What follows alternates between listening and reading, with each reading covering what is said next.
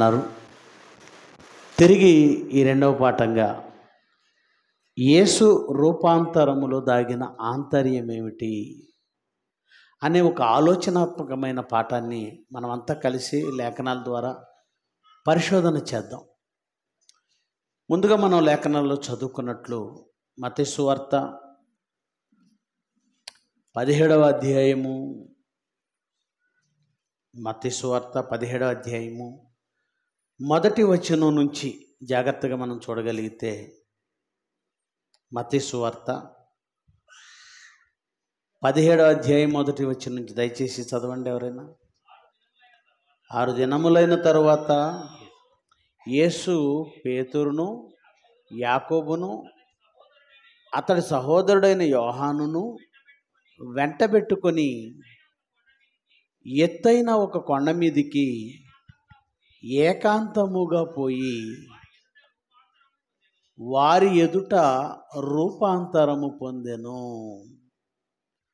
రూపాంతరము అనగానే రూపము మార్చుకున్నాడు. ఎవరెవరిని వెంటబెట్టుకొని పోయాడని మనం చదువుకున్నాం? పేతురుని, యోహానుని, యాకోబుని. 12 మంది ఉన్నారు శిష్యులు. శిష్యులు ఎంతమంది ఉన్నారు? 12 మంది. 12 మందిని తీసుకెళ్ళలేదు, వీళ్ళ ముగ్గురిని తీసుకెళ్ళాడు. ఎందుకు? అలాగూ ముగ్గురినే సెలెక్ట్ చేసుకున్న ఆయన పేతురునే ఎందుకు సెలెక్ట్ చేసుకున్నాడు? యోహానునే ఎందుకు సెలెక్ట్ చేసుకున్నాడు? యాకోబుని ఎందుకు సెలెక్ట్ చేసుకున్నాడు? ఇది ఒక ప్రశ్న. మిగిలిన వారిని ఎందుకు విడిచిపెట్టాడు? వీళ్ళనే ఎందుకు సెలెక్ట్ చేసుకున్నాడు? మనం ఆలోచించవలసిన ప్రశ్నలు. ఇది మొదటి ప్రశ్న అయితే, రెండవది, ఆయన ఇంకా మరణించి తిరిగి లేవలేదు, ఇంకా సిలువకు వెళ్ళలేదు, ఇంకా ఆయన శ్రమ పడలేదు. అలా పర్వతం మీదకి వెళ్ళి, కొండ మీదకి వెళ్ళి ప్రార్థన చేస్తుండగా తన రూపం మారింది, రూపం మార్చుకున్నాడు, రూపాంతరం పొందాడు. రూపాంతరం పొందగానే ఎలా మారిపోయాడు? ఏం జరిగిందో ఒకసారి చూడండి. ఆయన ముఖము సూర్యుని వలె ప్రకాశించెను. ఆయన వస్త్రములు వెలుగు వలె తెల్లని. ఎలా మారాడట? సూర్యుని వలె ప్రకాశిస్తుందట. ఏమంటే మన ముఖం ఉన్నట్టుండి ఒక లైట్, ఒక వెలుగులా మారితే ఎలా ఉంటుందో ఊహించండి. ఇది కూడా జరిగింది ఎప్పుడు అంటే రాత్రి వేళ కాదు. ఎప్పుడు జరిగింది? పగటి వేళ జరిగింది. సూర్యునిలా ప్రకాశిస్తున్న ఆయన ముఖం, సూర్యునిలా. ఆయన వస్త్రాలు దగదగ మెరుస్తున్నాయి. ఏమండి, బైబిల్ చదువుతూ ఉంటాం, ఎన్నోసార్లు చదువుతాం. చాలామంది చదువుతారు, కొంతమందికి చదివి అలవట్లేదు అనుకోండి. బైబిల్ చదువుతున్నారా? బైబిల్ చదవాలి. బైబిల్ చదవకపోతే పరలోకం వెళతామన్న గ్యారంటీ కూడా లేదు. బైబిల్ చదివినప్పుడే దేవుడు అర్థమవుతాడు. బైబిల్ చదివినప్పుడే మనమేంటో అర్థమవుతుంది. బైబిల్ చదివినప్పుడే మనం ఏ స్థితిలో ఉన్నామో అర్థమవుతుంది. బైబిల్ చదివినప్పుడే అసలు భక్తి అనే మన ప్రయాణంలో ముందుకు సాగుతున్నామో పడిపోయామో అర్థమవుతుంది. బైబిల్ని ఎప్పుడైతే మీరు దూరం పెట్టారో మీరు చీకట్లో ఉన్నవాళ్ళే. చీకట్లో ఉన్నవాడికి తను ఎడిపోతున్నాడో ఎలా తెలీదో, బైబిల్ వాక్యం వెలుగు. దీన్ని నిత్యము చదివేవాడు మాత్రమే తను ఎటు వెళుతున్నాడో అర్థం చేసుకోగలడు, తను చేస్తున్న దానికి పరమార్థం తెలుసుకోగలడు. అలా బైబిల్ చదువుతున్నప్పుడు ఖచ్చితంగా మీరు ఆలోచించవలసిన సందర్భం ఇది. యేసుక్రీస్తు మరణించి తిరిగి లేచిన తర్వాత మహిమ పొందాడు, మీ అందరికీ తెలుసు. ఆయన మరణించాడు, సమాధి చేయబడ్డాడు, 3వ దినాన్ని తిరిగి లేచాడు. అలా 3వ దినాన తిరిగి లేచినప్పుడు ఆయనకి మహిమ శరీరం వచ్చింది.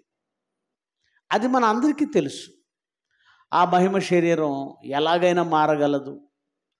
ఆ మహిమ శరీరం ఒక రోజులోనే, ఉదయం వెళితే సాయంత్రానికి పరలోకం వెళ్ళి తిరిగి రాగలదు. పరలోకం చంద్రుడి మీదకు వెళ్ళడానికే వారం రోజులు పడుతుంది. కానీ ఆయన ఎక్కడికి వెళ్ళాడు? పరలోకం. సాయంత్రానికి వెళ్ళి వచ్చేసాడు. తలుపులు వేసి ఉండగానే, శిష్యులంతా గదిలో ఉండగానే తలుపులు వేసినట్లుగానే ఉన్నాయి, ఆయన లోపలికి వెళ్ళిపోయాడు.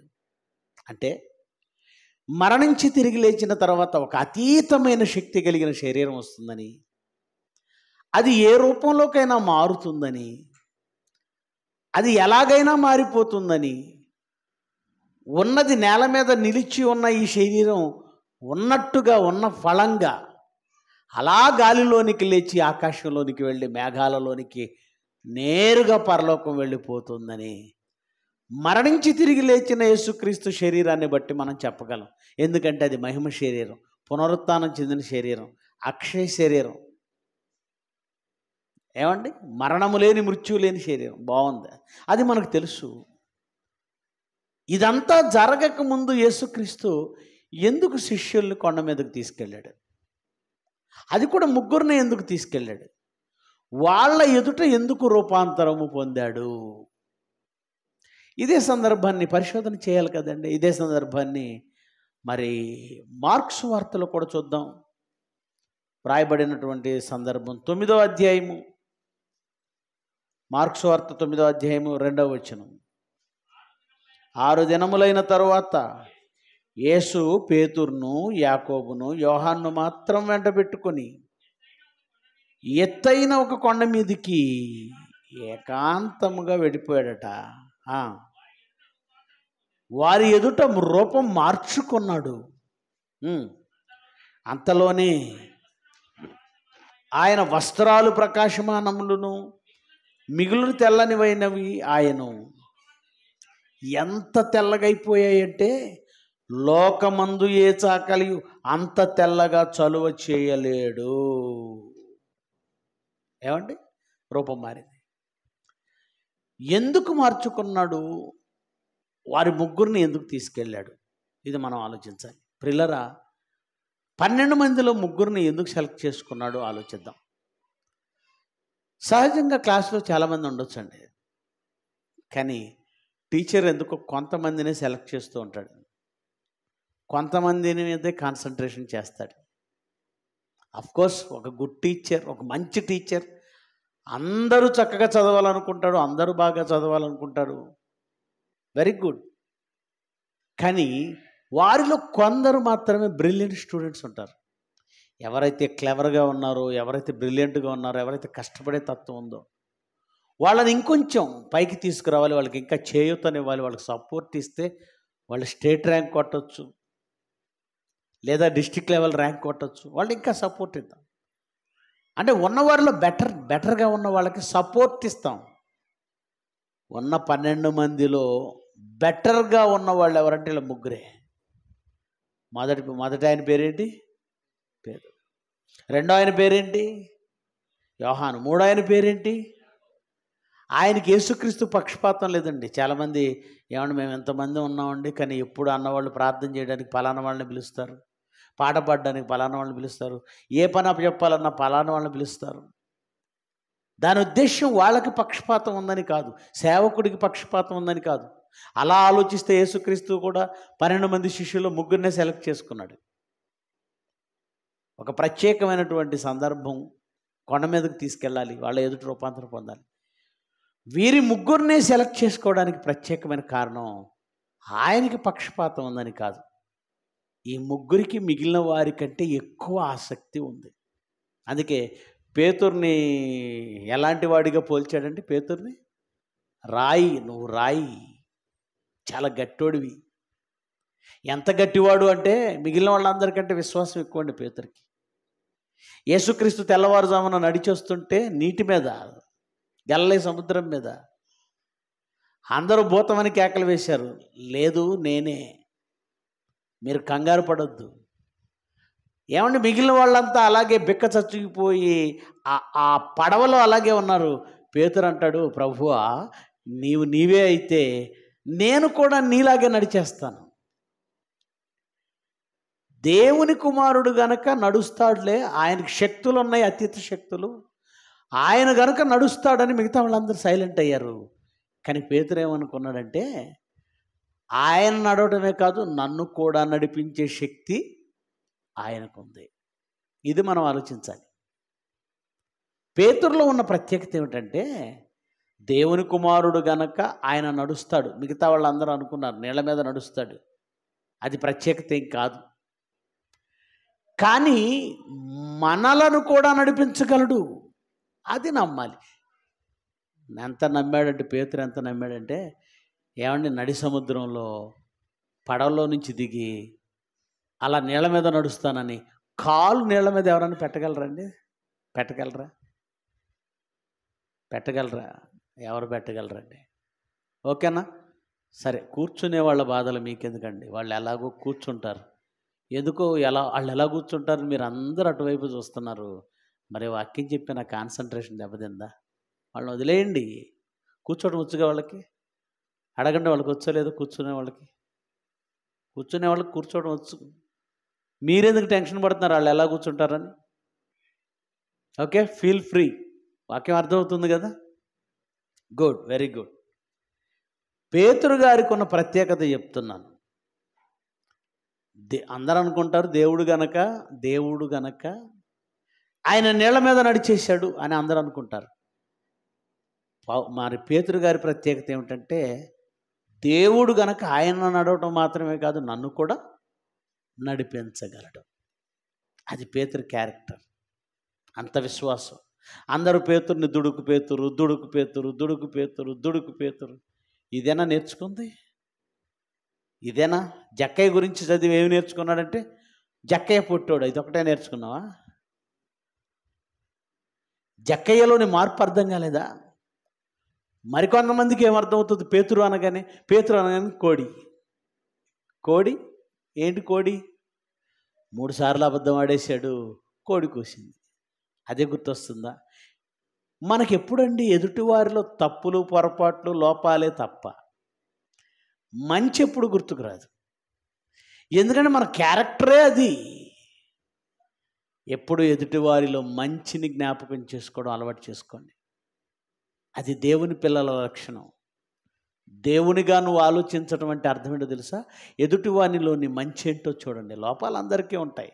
పేతురులో లోపాలు చూడకండి. అబద్ధం ఆడేశాడు.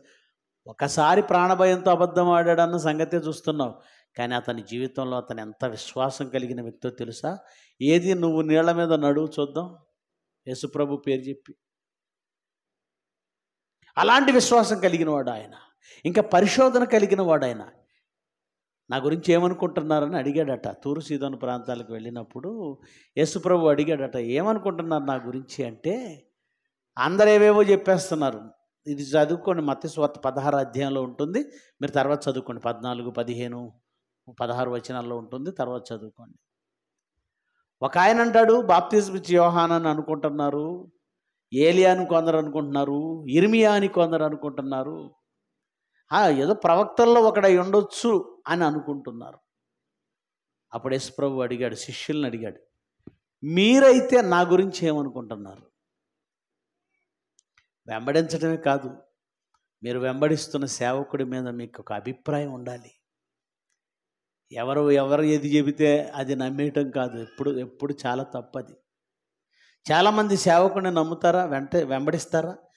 సేవకుడిని వెంబడించే వీళ్ళు ఎవడైనా బయటోడు వచ్చేసి మీ సేవకుడు ఎలాంటివాడు అలాంటివాడు అనగానే వెంటనే నమ్మేసి అతను వదిలేసి చాలామంది దౌర్భాగ్య బలహీనలు ఉన్నారు.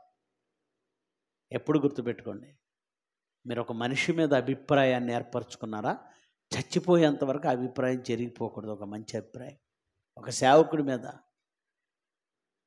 యేసుక్రీస్తు గురించి ఎవరెవరో ఏవేమో మాట్లాడుతున్నారు, మీరేమనుకుంటున్నారు నా గురించి?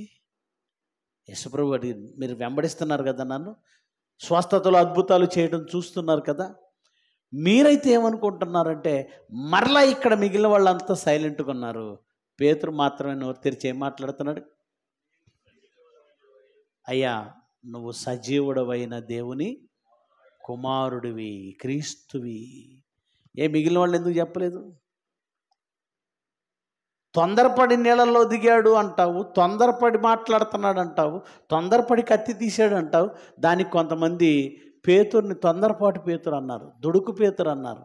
నో, నీవు సజీవుడవగు దేవునివైన కుమారుడవైన క్రీస్తువి అంటే ఆయన్ని చాలా నిశితంగా పరిశోధించి విశ్వసించిన వ్యక్తిగా పేతురు కనబడతాడు.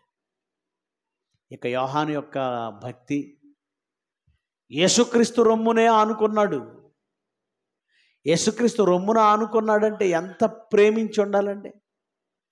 యేసుక్రీస్తుని ఆయన ఎంత ప్రేమించి ఉండాలి, యేసుక్రీస్తు ఆయన్నెంత ప్రేమించి ఉండాలి.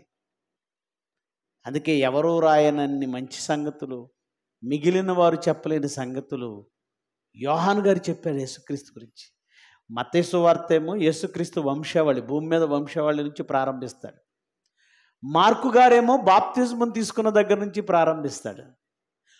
లోకా గారు కూడా ఈ భూమి మీద మా వంశావళి దగ్గర నుంచి ఏమండి బాప్తిజం ఇచ్చి యోహాను దగ్గర నుంచి ప్రారంభిస్తాడు. కానీ యోహాను గారు మాత్రం యేసుక్రీస్తు పరలోకములో ఉన్నప్పటి నుంచి, సృష్టి పుట్టక ముందు ఉన్నప్పటి నుంచి ప్రారంభిస్తాడు. అంటే మిగిలిన వారికంటే యేసును అతి దగ్గరగా ఉండి ప్రేమించి ఆయన కోసం పరిశోధించిన వాడిలో యోహాను కూడా ఉన్నాడు. యేసుక్రీస్తు చేతే ప్రేమించబడ్డాడు అంటే యేసు ప్రేమించిన శిష్యుడిగా ఉన్నాడంటే ఎంత గొప్పవాడు. ఇక యాకోబు నిజంగా యేసుక్రీస్తు కోసం మొట్టమొదట హతసాక్షి అయింది ఎవరో తెలుసా? యాకోబు గారే. ఖడ్గము శిష్యుల్లో, ఆయన శిష్యుల్లో ఖడ్గం చేత చంపబడ్డాడు యాకోబు. అంటే ఎంత ఎంత పవర్ఫుల్గా మాట్లాడుతున్నాడో, ఎంత పౌరుషంగా మాట్లాడుతున్నాడో ఆలోచించండి. ఊరికే సెలెక్ట్ చేయరండి. ఈ ముగ్గురిని యేసుక్రీస్తు సెలెక్ట్ చేశాడంటే ఊరికే సెలెక్ట్ చేయలేదు. మిగిలిన వాళ్ళకంటే వీరిలో ఉన్న భక్తి గొప్పది, వీరిలో ఉన్న విశ్వాసం గొప్పది, వీరిలో ఉన్న ఆ నమ్మకం, ఆ యథార్థత గొప్పది కనుకనే ముగ్గురిని సెలెక్ట్ చేశాడు. బాగుంది, అర్థమైంది. ఓకే, అక్కడికి వెళ్ళిన తర్వాత ఏం జరిగింది అంటే కొండ మీదకి వెళ్ళి తన రూపం మార్చేసుకున్నాడు. ఆ రూపం ఎలా ఉంది అంటే సూర్యుడు మెరిచినట్టుగా ముఖం మెరవడం ఏంటండి అసలు? అది ఊహించండి. సడన్గా ఉన్నట్టుండి నా ముఖం మెరుస్తుంది అనుకోండి, ఇక్కడ సరిగ్గా ఎవరు కూర్చోరు నాకు తెలిసి. మీరు వెంటనే అనుకునే మాట ఏంటంటే అన్నయ్యకి దయ్యం పట్టింది. ఏంటి ముఖం మెరవడం ఏంటండి, లైటింగ్ రావడం ఏంటండి? అసలు ఆలోచిస్తేనే విచిత్రంగా భయానకంగా ఉంది అది. ఇక వస్త్రాలు విపరీతంగా దగదగ మెరుస్తూ తెల్లవగా మారిపోయాయి. అంతలోనే ఇద్దరు మనుషులు కనబడడం ప్రారంభించారు. ఎవరా ఇద్దరు మనుషులు? ఒకరు మోషే, ఒకరు ఏలియా. ఒకరు మోషే, ఒకరు ఏలియా. ఏమండి, మోషే ఏలియాలు ఎందుకు వచ్చారు చూద్దాం. ఆ మాట చదువుదాం ఒకసారి.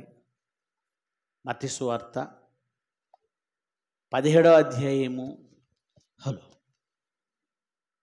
మత్తయి సువార్త 17వ అధ్యాయము 3వ వచనం నుంచి. ఇదిగో మోషేయు ఏలియాయు వారికి కనబడి ఆయనతో మాట్లాడుతున్నారట. అప్పుడు పేతురు గారు మాట్లాడుతున్నారు చూడండి. అప్పుడు పేతురు, మళ్ళా పేతురే ముందు మాట్లాడేది, ధైర్యం చేసేది, ఏ స్టెప్ అయినా తీసుకునేది ఎవరు? పేతురు గారే. అప్పుడు పేతురు గారు తప్పు మాట్లాడిని, ఒప్పు మాట్లాడిని అన్ని విషయాల్లో ముందుండేటువంటి వ్యక్తి ఆయన. ప్రభువా, మనం ఇక్కడ ఉండటం మంచిది, నీకిష్టమైతే ఇక్కడ నీకు ఒకటి, మోషేకు ఒకటి, ఏలియాకు ఒకటి, 3 పర్ణశాలలు కట్టుదునని యేసుతో చెప్పాను. యేసుక్రీస్తుతో చెప్పాడు. వారిని చూసిన తర్వాత వాళ్ళు మాట్లాడుతున్నప్పుడు ఆ మాటలన్నీ విన్న తర్వాత, ప్రభువా నీకు ఇష్టమైతే 3 పర్ణశాలలు, మోషేకు ఒకటి, ఏలియాకు ఒకటి, మీకు ఒకటి, 3 పర్ణశాలలు కడతాను. అంతలో ఏం జరిగింది చూడండి. అతనికను మాట్లాడుచుండగా ఇదిగో ప్రకాశమానమైన ఒక మేఘం అంతా వారిని కమ్ముకుంది. ప్రకాశమానమైన మేఘము వారిని కమ్ముకుంది. ఇదిగో ఈయనే నా ప్రియ కుమారుడు, ఈయన యందు నేను ఆనందించున్నాను. హలో, అన్ని విషయాలలో ఆయన మాట మీరు వినాలి అని ఒక శబ్దం ఎక్కడి నుంచి పుట్టిందట? ఆకాశం నుంచి ఒక శబ్దం పుట్టింది. ప్రియమైన దేవుని పిల్లలారా, ఎందుకు ఇది జరిగింది? కారణం ఏంటి? ఇంతకీ మోషే ఎలియాలు ఏం మాట్లాడుతున్నారు? ఇంకొంచెం ముందుకు వెళదాం, లూకా సువార్తకు వెళదాం. లూకా సువార్త 17వ అధ్యాయము. క్షమించండి, ముందు మార్కులోనే చదువుదాం. 9వ అధ్యాయంలో ముందు మార్కు 9వ అధ్యాయము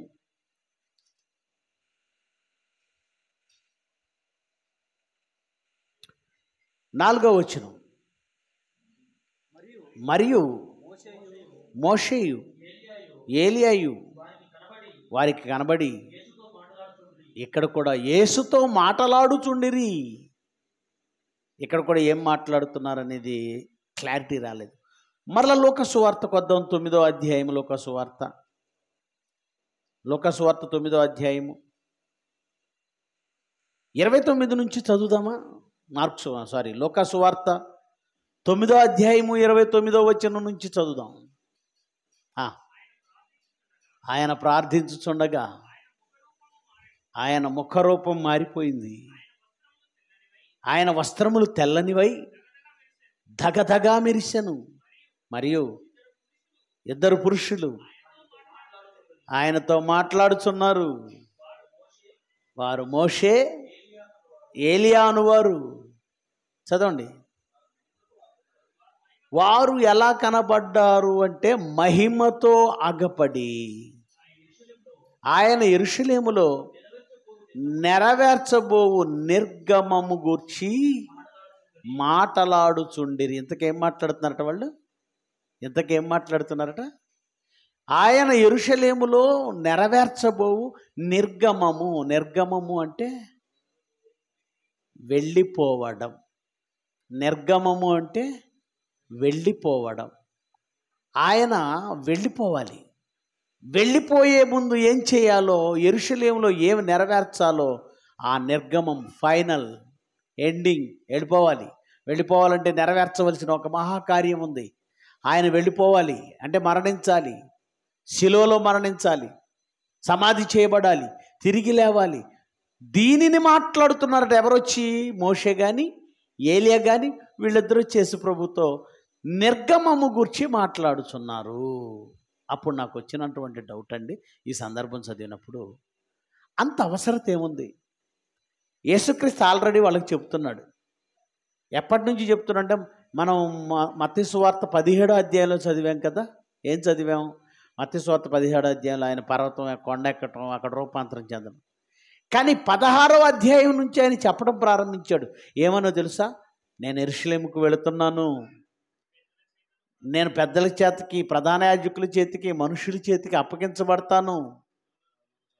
వాళ్ళు నన్ను చంపేస్తారు, సమాధి చేయబడతాను, 3వ దినాన తిరిగి లేస్తాను.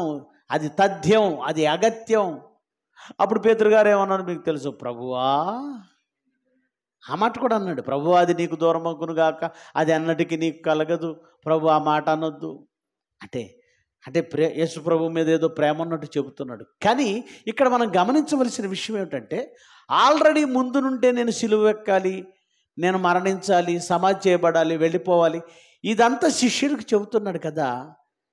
మరలా మధ్యలో కొండెక్కటం, రూపం మార్చుకోవడం, మోషే ఏలియాలు మాట్లాడడం, ఇది ముగ్గురిని తీసుకెళ్ళి చూపించటం, ఎందుకబ్బా ఇదంతా? ఏదో బలమైన కారణం ఉంది. ఏ కారణం లేకుండా దేవుడు ఏది జరిగించడం, ఏ కారణం లేకుండా బైబిల్లో రాయించడం. ఏదో బలమైన కారణం ఉంది.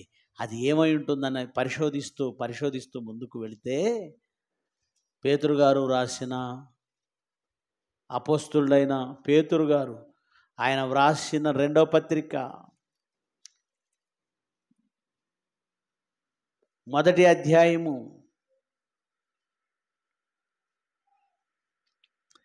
16వ వచనం నుంచి చదువుదాం.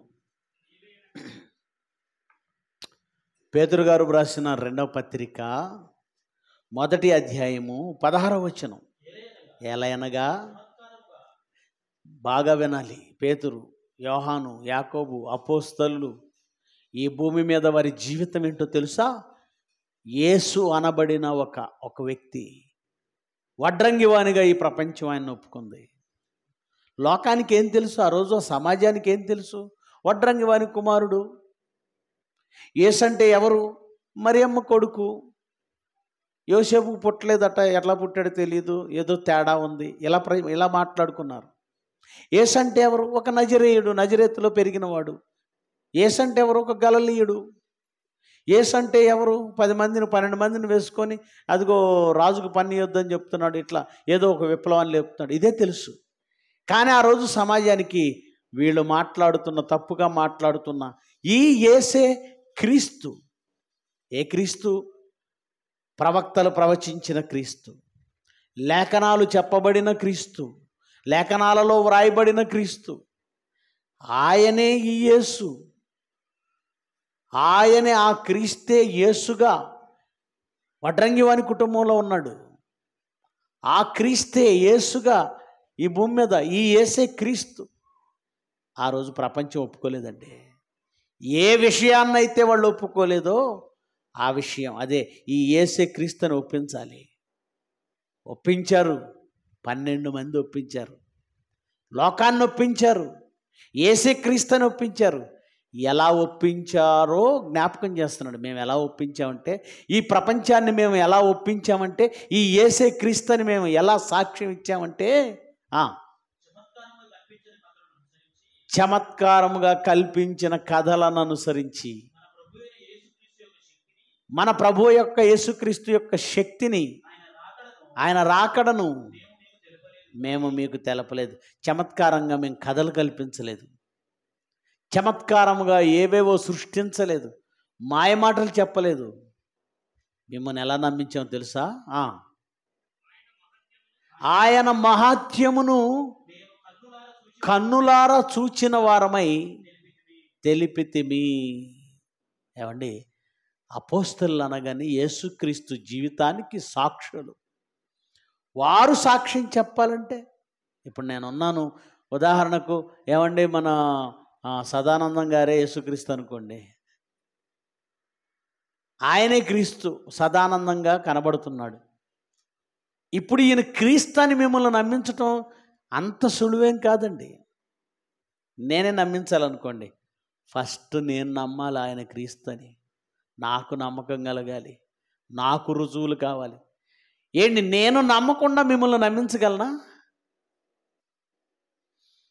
ఒకనాడు యేసుక్రీస్తు 12 మంది శిష్యులు తిరిగారు. వాళ్ళు నమ్మాలి మొదట, వాళ్ళు లోకాన్ని నమ్మించాలి. నమ్మించాలంటే చిన్న విషయం కాదండి. ఆయన మహత్యాన్ని కళ్ళారా చూసాం మేము అన్నారు. ఆయన మహాత్యమును కళ్ళారా చూసాం. అందుకే ఇంత బలంగా చెప్తున్నాం.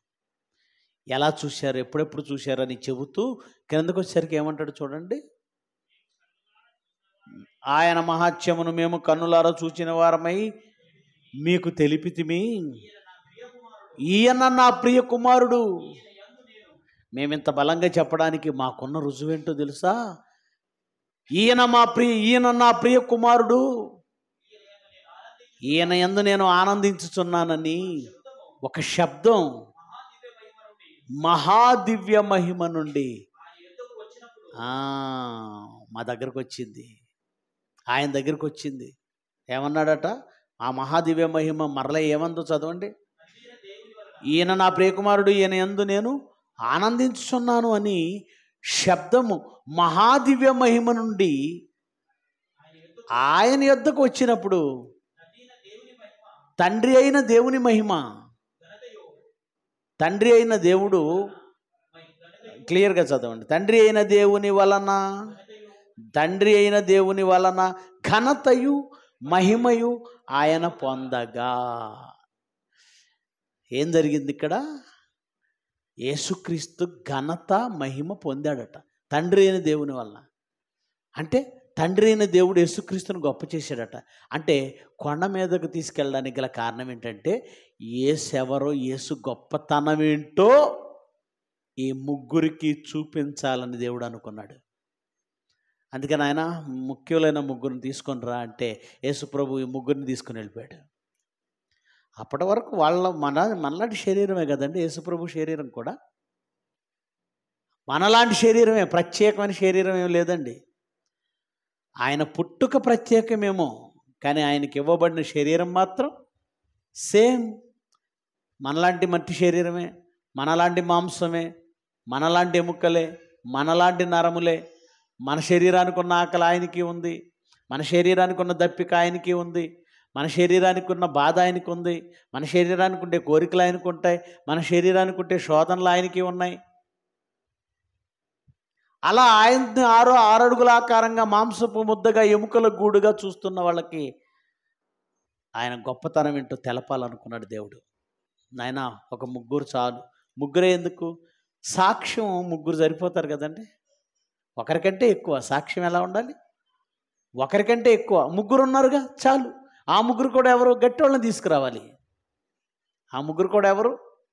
గట్టి వాళ్ళు తీసుకురా.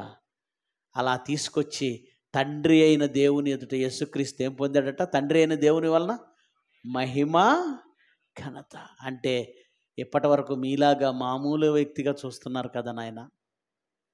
ఏమో మీరు బలహీనపడతారేమో, ఆయన శక్తి ఏంటో మీకు ముందే చూపించాలి. చూడండి ఆయన ముఖం ఎలా మారిపోతుందో, సూర్యుడిలా వెలుగుతుందట. ఏమండి, ఇది ఆలోచించినప్పుడు అసలు పరలోకంలో ఆత్మలుగా మనం ఎలా ఉంటాం? ఏంటి ముఖం సూర్యుడిలా వెలగడం ఏంటండి?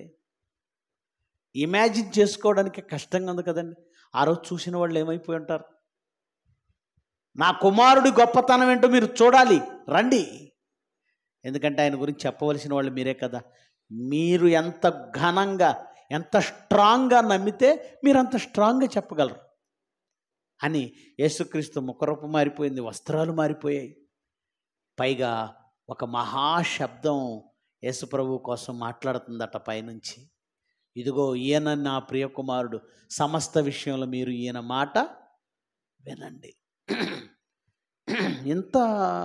ఇంత స్ట్రాంగ్గా చెప్పకపోతే శిష్యులు నిలబడేవాళ్ళ? మీరే చెప్పండి.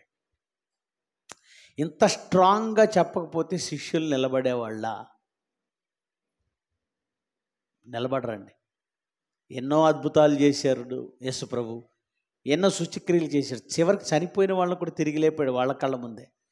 కానీ యేసుక్రీస్తుని గెత్సెమనే తోటలో అరెస్ట్ చేయగానే వీళ్ళందరూ ఏమైపోయారు? వీళ్ళందరూ ఏమైపోయారండి? పారిపోయారు. అంత బలహీనులు. మరి ఇలాంటి బలహీనులు రేపు చనిపోయి తిరిగి లేచిన తర్వాత చెబుతారా?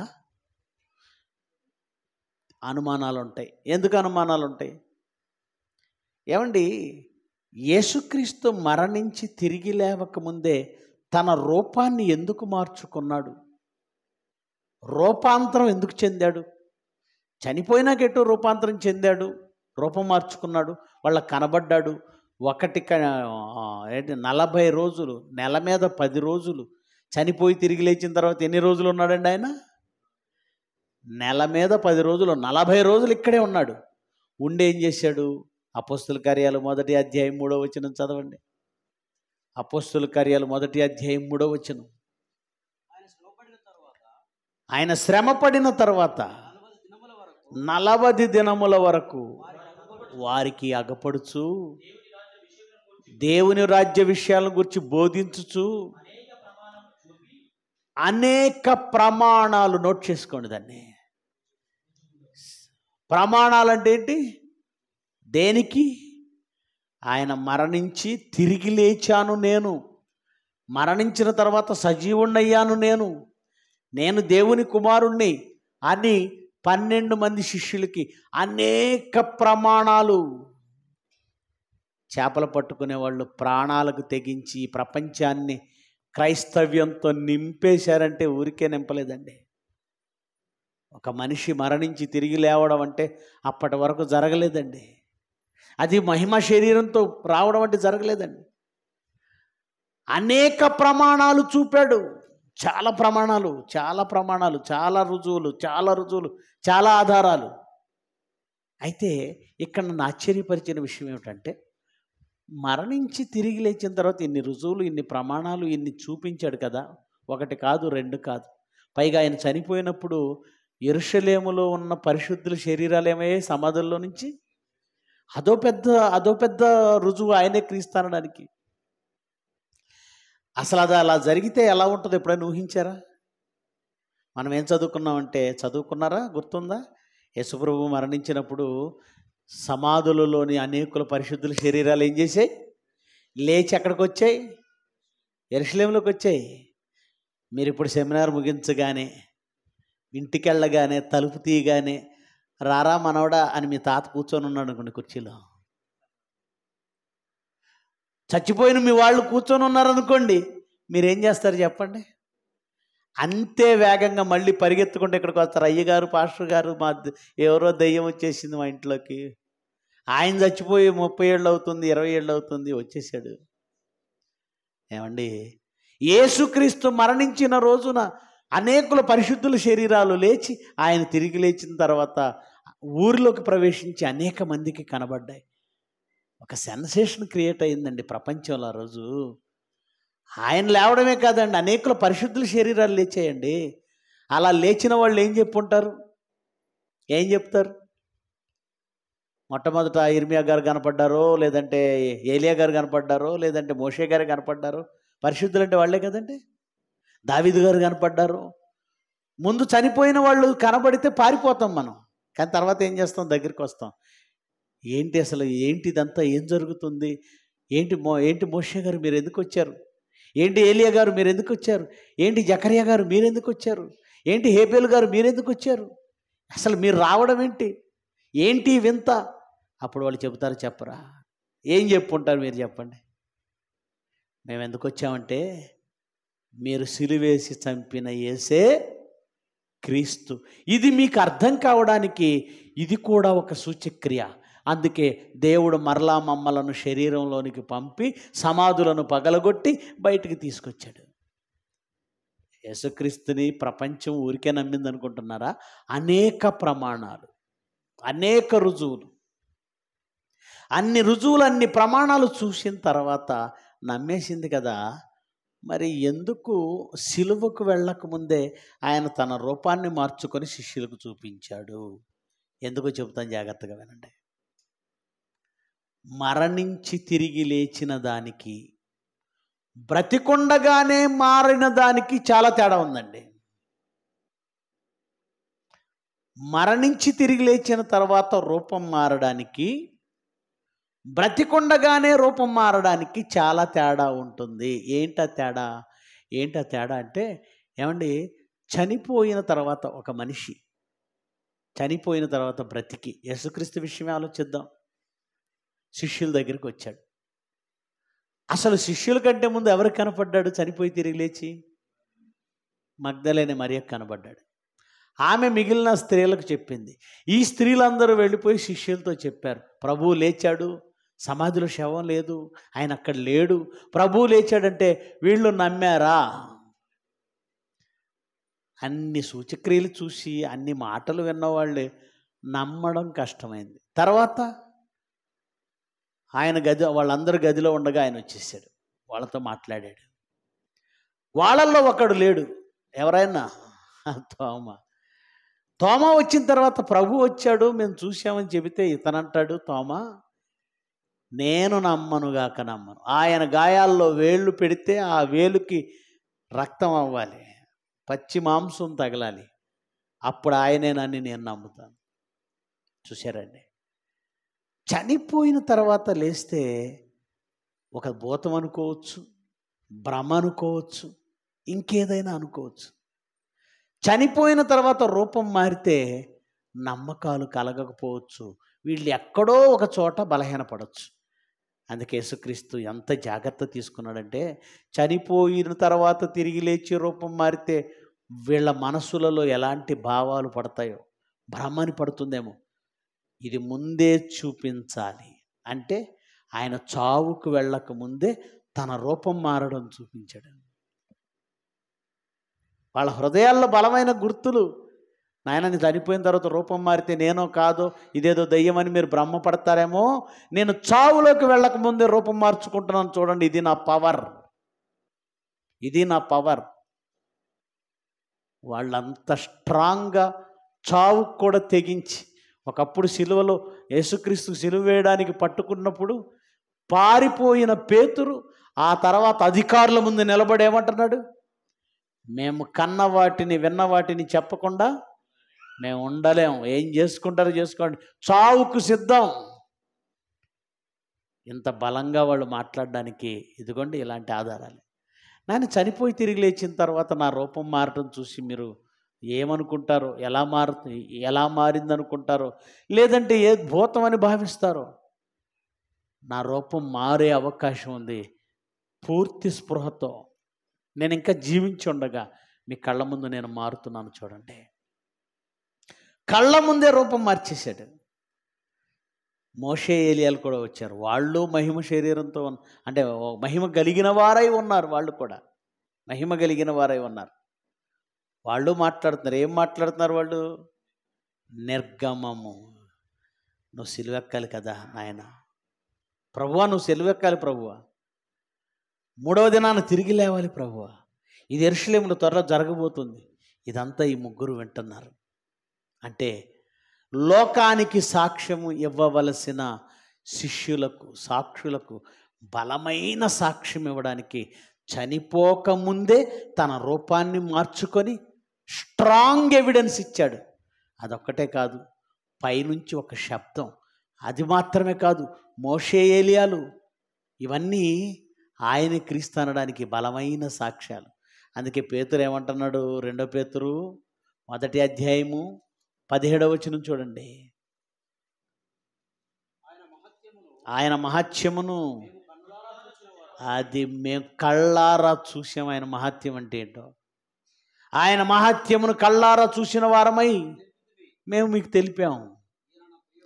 ఈయన నా ప్రియకుమారుడు, ఈయన యందు నేను ఆనందించుచున్నానని ఒక శబ్దం మహాదివ్య మహిమ నుండి ఆయన యొద్దకు వచ్చినప్పుడు తండ్రి అయిన దేవుని వలన ఘనతే కదండి. ఘనతేనా? సీఎం రేవంత్ రెడ్డి నుండి ఇప్పుడు ఫోన్ వచ్చింది అనుకోండి, మనోడికి ఫోన్ వచ్చి పక్కనున్న సంతోష్ కుమార్ గారు అంటే నాకు చాలా ఇష్టం అన్నాడు అనుకోండి, ఇప్పుడు ఎవరు పొంగిపోతారు? నాకే కదండి గొప్ప, నన్ను గొప్ప చేశాడు, అంతే కదా. ఒక సీఎం నా పేరు చెబితే గొప్ప అనుకుంటాను, ఒక పిఎం నా పేరు చెబితే గొప్ప అనుకుంటాను. కానీ వాళ్ళతో అప్పటి వరకు తిరిగిన ప్రభువు గురించి ఎక్కడి నుంచి వస్తుంది శబ్దం? మహాదివ్య మహిమ నుంచి దేవుడు ఘనపరిచాడు. ఇదిగో ఎతను, he is the one and only, he is my son, he is that అంటున్నప్పుడు యేసుక్రీస్తు ఎంత ఘనపరచబడ్డాడు. అలా తండ్రి అయిన దేవుని వలన ఆయన ఘనతయు మహిమయు పొందగా మేము ఆ పరిశుద్ధ పర్వతం మీద, ఇదిగో ఈయన నా ప్రియకుమారుడు, ఈయన యందు నేను ఆనందించున్నానని బాప్తిజం ఇచ్చినప్పుడు కూడా ఒకసారి అన్నాడు. ఆ సందర్భం కాదండి ఇది, పర్వతం మీద ఉన్నాము అంటున్నాడు. చూడండి ఎక్కడ ఉన్నారట వీళ్ళు? యోర్దాన్ నది దగ్గర ఉన్నప్పుడు అన్న మాట కాదు ఇది. మేము ఆ పరిశుద్ధ పర్వతం మీద ఆయనతో కూడా ఉండిన వారమై ఆ శబ్దము ఆకాశము నుండి రాగా వింటిమి. అంటే రూపాంతరం పొందడం వెనక అసలు కారణం ఏంటి? లోకానికి స్ట్రాంగ్గా వీళ్ళు సాక్ష్యం ఇవ్వాలి. అంటే ముందు స్ట్రాంగ్ ఎవిడెన్స్ ఎవరికి ఉండాలి? వీళ్ళకు ఉండాలి. చనిపోయిన తర్వాత అయితే ఏ దెయ్యమో భూతం అనుకునే ప్రమాదం ఉంది. అందుకే జీవించి ఉండగానే తన శరీరాన్ని ఇలా మార్చేసి వాళ్ళకి చూపించాడు. అంతలోనే మోషే, ఏలియాలు మహిమతో కనబడి మాట్లాడు, అంతలోనే ఆకాశం నుండి మహాదివ్య మహిమ నుండి ఈయన నా ప్రియకుమారుడు అని చెప్పడం. నమ్మక చస్తారా అండి ఇన్ని జరిగిన తర్వాత ఎవరైనా? మేము ఎందుకు సాక్ష్యం ఇచ్చామో తెలుసా?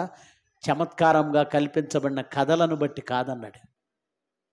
అంటే అపోస్తలులు బలముగా సాక్ష్యం ఇవ్వాలన్న ఉద్దేశంతో ఆయన జీవించి ఉండగానే ఓ పర్వతం మీదకి వెళ్ళిపోయి తన రూపాన్ని ఏం చేశాడు? మార్చుకున్నాడు. అంటే ఎటో మారిపోయే శరీరం కదా, తర్వాత మార్చుకోవచ్చు కదా, ఎందుకు పర్వతం మీద రూపం మార్చుకున్నాడా అని నేను ఆలోచిస్తే నాకు దేవుడిచ్చిన సమాధానం ఇదే. నాయన, చనిపోయిన తర్వాత అయితే ఆ ఎవిడెన్స్ సరిగా పట్టించుకుంటారు, దయ్యం అనుకుంటారు, ఏదో అనుకుంటారు. అదే జీవించి ఉండగా ఎస్, ఆయన శరీరం మారే అవకాశం ఉంది. మన కళ్ళ ముందే మారింది కదా. ఇప్పుడు మారింది అంటే చనిపోయి తిరిగి లేచిన తర్వాత కూడా మారుతుంది. ఎవిడెన్స్ ఉంది గనుక నమ్మవలసిన వాళ్ళు నమ్మితే చాలు. అందుకే వీళ్ళను నమ్మించడానికి, అందుకే అంత చక్కగా చెప్పాడు, అంత చక్కగా చేశాడు. అందుకే పేతురు గారు ఏమంటున్నారు 18వ వచనం, మేము ఆ పరిశుద్ధ పర్వతం మీద ఆయనతో కూడా ఉండిన వారమై ఆ శబ్దము ఆకాశము నుండి రాగా విన్నాం అని. తర్వాత ఏమన్నాడు, మరియు ఎంతకంటే స్థిరమైన ప్రవచన వాక్యం మనకున్నది. అంటే యేసే క్రీస్తు అని చెప్పడానికి రుజువులు అన్నమాట ఇవి. ఈ దర్శనం ఒక రుజువు అయితే, ఆ దర్శనంలో మేము పర్వతం మీద ఉన్నాం, కళ్ళారా చూసాం, అదొక రుజువు అయితే, లేఖనాలు ఒక రుజువు. నిజంగా వాళ్ళ జీవితం అంతా యేసే క్రీస్తు అని బలంగా స్థాపించారండి. ప్రపంచం ఒక మామూలు వ్యక్తిని నమ్మిందంటే ఎలా నమ్మిందండి? ఆశ్చర్యం అనిపించటం లేదా? ఎక్కడో వడ్రంగి వారి కుటుంబంలో, ఎక్కడో ఒక మూల పల్లెలో, ఒక బెత్లెహేం అనే ప్రాంతంలో పుట్టిన ఒక మామూలు వ్యక్తిని ఈరోజు ప్రపంచం ఎందుకు నమ్మాలి? ఎవరైనా ఎందుకు నమ్మాలి? ఊరికే ఎందుకు నమ్మాలి? ఇన్ని ఎవిడెన్సులు ప్రిలరా, ఇన్ని ఎవిడెన్సులు ఎందుకు ఇచ్చాడండి? ఇన్ని ఎవిడెన్సులు, ఇన్ని రుజువులు ఎందుకు ఇచ్చాడు? ఇన్ని ఎవిడెన్సులు, ఇన్ని రుజువులు ఇచ్చిన తర్వాత, ప్రపంచమే మారిన తర్వాత మనం ఇంకా ఎక్కడున్నామంటే దేవుణ్ణి నమ్మాలా వద్దా? దేవుడు ఉన్నాడా లేడా అని నమ్మి మాంసలో బ్రతుకుతున్న ప్రజలు ప్రపంచంలో అనేకులు. ఉండే ఉంటాడు లే, మనం వచ్చింది ఏమై ఉంటుంది? మన ఉద్దేశం చెప్పమాట, మనలో ఎక్కువ శాతం మంది ఉద్దేశం ఉండే ఉంటాడు, ఎందుకైనా మంచిది ఆయనతో కొంచెం టచ్లో ఉందాం. టచ్లో అంటే చాలామంది దేవుడితో టచ్లో ఉంటారు. అంటే ప్రార్థన చేస్తూ ఉంటే చాలు, ఆయన ఏం చేస్తాడు? కావలసినవి ఇస్తాడు, కష్టాలు రాకుండా చూస్తాడు, శాపాలు లేకుండా చేస్తాడు, శాపముల నుండి పాపముల నుంచి విమోచిస్తాడు. అంటే ఉండే ఉంటాడు. కాస్త అవసరాల కోసం ఆయనతో సమీపంగా ఉందాం అనుకునే వాళ్ళే 90%. ఇన్ని రుజువుల ఆధారాలు చూపిన తర్వాత ఒక మహాలోకం ఉంది. ఆ మహాలోకంలో ఈ శరీరం మార్పు పొందిందిగా ఉంటుంది. అందుకే ఆయన జీవించి ఉండగా ఈ రుజువులు చూపించాడు. అలాంటి శరీరం మనకి శాశ్వతమైన శరీరం ఉన్నప్పుడు అసలు ఈ భూమి మీద, ఈ జీవితాల మీద ఎందుకు ఆలోచన, ఎందుకు ఆశలు, ఎందుకు కోరికలు అని నిజం చెప్పండి, వాక్యం వింటున్న మీలో ఎవరైనా అనుకుంటున్నారా? ఏముందండి జీవితంలో? అసలు ఇది ఎందుకండి? జీవించి ఉండగానే శరీరాన్ని మార్చి చూపించాడు. ఈ శరీరం మారిపోయేది, మారిపోయిన తర్వాత వస్తుంది అసలైన జీవితం. గనుక మట్టిలోకి వెళ్ళిపోయే ఈ శరీరం కోసం ఇవన్నీ అవసరమా అని మనిషి అనుకోవట్లేదండి. ఈరోజు మనుషులు ప్రయాస ప్రయాస ప్రయాస, ఖాళీ ఉండడం లేదు. ఎవరు ఉదయం లేచిన దగ్గర నుంచి ఏంటండి ఈ ఖాళీ లేని బ్రతుకులు, ఏంటండి ఈ బిజీ బిజీ బ్రతుకులు, ఎందుకండి ఈ పరుగులు, ఎందుకండి ఈ టెన్షన్స్, ఎందుకండి మీకు ఈ ప్రయాస? అంటే ఒకటే, బాగుండాలి, అందరిలా బాగుండాలి. బాగుండడం అంటే, లోకం బాగుండడం అంటే ఇచ్చిన నిర్వచనం చెప్పమంటారా? మంచి ఇల్లు చూడడానికి టాప్ లెవెల్లో ఉండాలి, మంచి కారు చూడడానికి టాప్ లెవెల్లో ఉండాలి, ఒంటి నిండా బంగారం, ఫంక్షన్కి వెళితే ఈమెకేమీ లేదు అనుకోకూడదు, మనల్ని చులకనగా చూడకూడదు. తర్వాత పెళ్ళిళ్ళు లాంటి కార్యక్రమాలు చేస్తే ఘనంగా కట్నాలు ఇవ్వగలగాలి, పిల్లలకి కార్యక్రమాలు ఘనంగా చేయగలగాలి, ఎక్కడికి వెళ్ళినా హుందాగా ఉండాలి, డబ్బున్న వాళ్ళం అనిపించుకోవాలి. ఇదేనండి బాగుండడం అంటే, లోకం ఇచ్చిన నిర్వచనం. ఈరోజు లోకం ఎలా బ్రతుకుతుందో క్రైస్తవులు కూడా అలాగే బ్రతుకుతున్నారు. కాదా చెప్పండి? ఆదివారం ఒకరోజు మాత్రమే ఎందుకు సంఘానికి వస్తున్నారో చెప్పమంటారా? మిగిలిన రోజుల్లో మీ పనుల్లో మీరు బిజీగా ఉన్నారు. ఆదివారం మాత్రమే ఎందుకు వస్తున్నారు చెప్పనా? ఆ ఒక్కరోజైనా ఆయనతో టచ్లో లేకపోతే ఏమవుతుందన్న చిన్న భయం మాత్రమే తీసుకొస్తుంది. అంతేగాని ఇది కాదు అసలు జీవితం. ఈ శరీరం మారుతుంది కదా, దానికోసం కష్టపడదాం. మరి దానికోసం ఎవరైనా సిద్ధపడ్డారా? లేదు. రెడీగా ఉన్నారా? లేదు. అందుకే రోమపత్రికలో అంటాడు పౌలు గారు, 12వ అధ్యాయం రోమపత్రిక 2వ వచనం. రోమపత్రిక 12వ అధ్యాయము 2వ వచనం. 2వ వచనం. మీరు ఈ లోక మర్యాదను, లోకానికి మర్యాద ఏంటో తెలుసా? డబ్బున్నవాడికి మర్యాద ఇస్తుంది, ఆస్తులున్నవాడికి మర్యాద ఇస్తుంది, ఒకవాడికి చేయి చాపకుండా ఉండాలనుకునేవాడికి మర్యాద ఇస్తుంది. మీరు లోక మర్యాదను అనుసరించకండి. ఏం చేయాలి? ఉత్తమము, అనుకూలము, సంపూర్ణమైన దేవుని చిత్తమేదో పరీక్షించి తెలుసుకొనున్నట్లు మీ మనస్సు మారి నూతనమౌట వలన. ఒకప్పుడు యేసుక్రీస్తు కొండ మీదకు వెళ్ళి ఈ దేహాన్ని మార్చుకొని రూపాంతరం పొందాడు. నువ్వు నేను కూడా అలాగే రూపాంతరం పొందుతాం. మన శరీరాలు కూడా ఏమవుతాయి? మారతాయి, రూపాంతరం పొందుతాం. యేసుక్రీస్తు వచ్చేటప్పటికి మనం ఒకవేళ మరణించుంటే సమాధిలో ఉన్న ఈ శరీరాలు, శవాలుగా ఉన్నవి మరలా లేచి శరీరాలుగా, మహిమ శరీరాలుగా రూపాంతరం చెందుతాయి. ఒకవేళ యేసుక్రీస్తు వచ్చే సమయానికి నువ్వు నేను జీవించి ఉంటే యేసుక్రీస్తు ఉన్న ఫలంగా ఎలా మారిపోయాడో అంతే కదండి. కొండ మీద ఆయన ఉన్న ఫలంగా అలా రూపం మారింది. యేసుక్రీస్తు 2వ రాకడలో వచ్చినప్పుడు మనం జీవించి ఉంటే మనం నిలుచున్న ఫలంగా, ఉన్న ఫలంగా మన రూపం చేంజ్ అయిపోతుంది. నమ్మగలవా? ఇది నమ్మితే ఓ పని చెయ్యి. నిజంగా ఇలా రూపం మారాలి అని నువ్వు అనుకుంటే, యేసుక్రీస్తు రూపాంతరం చెందినట్లుగా నువ్వు రూపాంతరం చెందాలంటే ముందు మనస్సు మారి నూతన మగుట వలన రూపాంతరం పొందండి. ఈ జీవితంలో నువ్వు మరణించక ముందు నువ్వు పొందవలసిన రూపాంతరం ఒకటి ఉంది. ఏంటా రూపాంతరం? ఇంటర్నల్గా మనకు ఒక రూపం ఉంది. మనది పై రూపం వేరు, లోపల రూపం వేరు. పై రూపం ఎలా ఉంటుంది? పై రూపాన్ని బొమ్మ గీస్తే యేసుప్రభుల శాంతమూర్తిలాగా ఇలా వస్తుంది. మన లోపలి రూపాన్ని గీసామనుకోండి, ఓ భయంకరమైన రాక్షసుడు రూపం వస్తుంది. కోపం, అసూయ, ద్వేషం, కలహం, మత్తతలు, ఏమండి, కామం, క్రోధం, ఓ భయంకరం. మార్చుకోమన్నది ఏ రూపాన్ని? పై రూపాన్నా, లోపల రూపాన్నా? క్రైస్తవులు బాప్తిజం తీసుకోగానే పై రూపాన్ని మార్చేస్తారు, పై పేరు మార్చేస్తారు. బాప్తిజం తీసుకున్నప్పుడు నాగరాజు అని ఉంది. మహాపాపంలో ఫీల్ అయిపోతాడు. దాన్ని ఫీల్ అయిపోయి ఏం చేస్తాడు? నాగరాజు ఏంటండి, అదే హిందువుల పేరు. నాగరాజు వద్దు, నతానియేలు. వెరీ గుడ్, నతానియేలు అని పెట్టా. నా కలిసిందిగా నతానియేలు. నేనేం అది పెద్ద తప్పు పట్టట్లేదండి. ఓకే, నీ జీవితంలో కూడా, నీ పేరులో కూడా దేవుణ్ణి స్మరింపజేయాలి, నీ పేరులో కూడా భక్తుడిని స్మరింపజేయాలనుకోవటం మంచిదే, కాదంటాం లేదు. తెల్లబట్టలు వేసుకోవాలి, మంచిదే. నేనేం తప్పు, పాపం తెల్లబట్టలు వేసుకోవటం అంటాం లేదు. తెల్లబట్టలు అనగానే పరిశుద్ధతకి, పవిత్రతకి గుర్తు. ఓకే, నిన్ను చూడగానే లోకానికి ఒక పరిశుద్ధుడు, పవిత్రుడు, క్రైస్తవుడు గుర్తు రావాలని వేసుకున్నావు, రైటే. పేరు మార్చావు, రూపం మార్చావు, వస్త్రాలు మార్చావు, కానీ అసలు మారాల్సింది ఏంటి? పై రూపం మారితే నువ్వు రూపాంతరం పొందవు.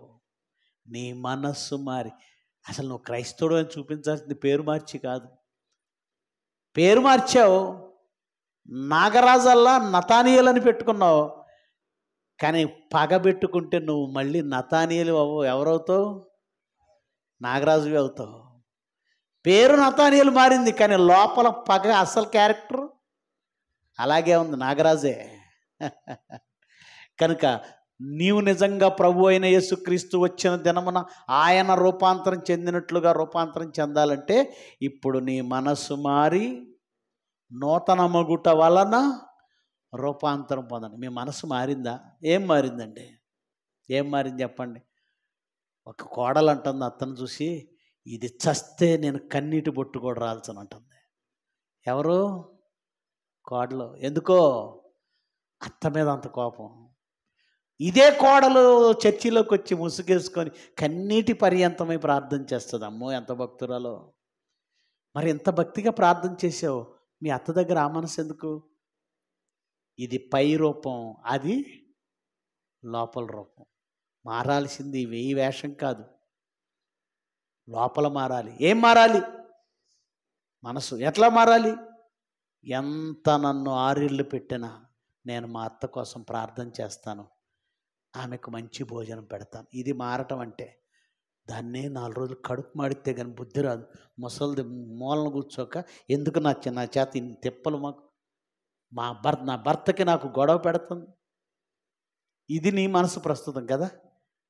మారడం అంటే ఏంటో తెలుసా? ఎన్ని కష్టాలు పెట్టినా శత్రువుని కూడా ప్రేమించమన్నాడు కదా. ఆమెకు కావలసినవి ఇద్దాం. శత్రువును ప్రేమించమన్నాడు కదా, ఆ శత్రువుని నిజంగా ప్రేమిద్దాం, భోజనం పెడదాం. ఇది మారడం అంటారు. నిజంగా చేస్తున్నారా? ప్రసంగాల్లో చేస్తున్నారా? ఎదుటివాడికి చెప్పడానికి వచ్చే ఈ మాటలు మన దగ్గరకు వచ్చి మారడానికి మాత్రం కుదరవండి. లోపల మాత్రం అలాగే ఉంటుంది. ఒక్కొక్కడు ఆలోచిస్తాడు, బిడ్డ టైం వచ్చినప్పుడు ఎక్కడ నొక్కాలో అక్కడ నొక్కుతా అంటాడు. ఎక్కడ నొక్కాలో అక్కడ నొక్కుతాను. గిజగిజలాడిపోతావు. నువ్వు ఎక్కడ మారావు? యేసుక్రీస్తు మరణంలోనికి వెళ్ళకముందే పర్వతం మీద రూపాంతరం చెందితే అది నీకు అర్థమైతే, మరణంలోనికి వెళ్ళి నువ్వు రూపాంతరం పొందాలంటే ఇక్కడ మొదట నీ మనస్సు మారి రూపాంతరం పొందు. నీ పాత క్యారెక్టర్ తీసేయి, ప్రాచీన స్వభావాన్ని వదులుకో, నూతన స్వభావాన్ని ధరించుకో. అది దేవుని వలన ఇవ్వబడిన స్వభావం. అలాంటి స్వభావం ఒకవేళ పొందుకోకపోతే ప్రభు వచ్చిన రోజున మనకేమీ లేదు, మహిమ శరీరం లేదు, రూపాంతరం చెందే ఆ గొప్ప అక్షయ శరీరం మనకి రాదు. భయంకరమైన పాతాళ లోకంలో నిత్యము కాలిపోవలసిందే. అందుకే ఈ జీవితం ఉందని బలంగా శిష్యులు చెప్పారు. ఎందుకనుకుంటున్నారు? మొదటి శతాబ్దంలో వాళ్ళు ఆస్తులు అమ్మేయగలిగారు. రాబో జీవితం ఉందని అంత స్ట్రాంగ్గా యేసుక్రీస్తు గురించి చెప్పారు. ఆయన తిరిగి లేచాడంటే మీరు లేస్తారు కదా. ఇక్కడెందుకురా ఇండ్లు అనగానే ఇండ్లు ఉన్నవాళ్ళు ఇండ్లు అమ్మేసి తీసుకొచ్చి సువార్త చేయండి అని పాదాల దగ్గర పెట్టారు. ఎక్కడెందుకురా మీకు ఆస్తులు అనగానే ఆస్తులు చరచరాస్తులు మొత్తం తీసుకొచ్చి పాదాల దగ్గర పెట్టేశారు. అంత స్ట్రాంగ్గా వాళ్ళు చెప్పారు, వీళ్ళు నమ్మారు. అందుకే యేసు రూపాంతరం చెందాడు. మరి ఈరోజు మనకు అది అర్థమైతే మనం ఎలా ఉన్నాం, వాళ్ళు ఎలా ఉన్నారు, మనం మారినట్ట, అసలు మనకు పరలోకం వస్తుందా? మిమ్మల్ని మీరే పరీక్షించుకోండి, ప్రార్థన చేసుకోండి. మహిమ కలిగిన మా తండ్రి, మీ పిల్లలు వింటున్న ఈ మాటలు సత్యం. నిజంగా ఈ జీవితం కాదు, శాశ్వత జీవితం మరొకటి ఉంది. అందుకే ఒకవేళ మరణించిన తర్వాత రూపం మారి కనబడితే ప్రజలు ఎలా స్వీకరిస్తారో అనుకున్నాడో ఏమో మీ కుమారుడు. తాను జీవించి ఉండగానే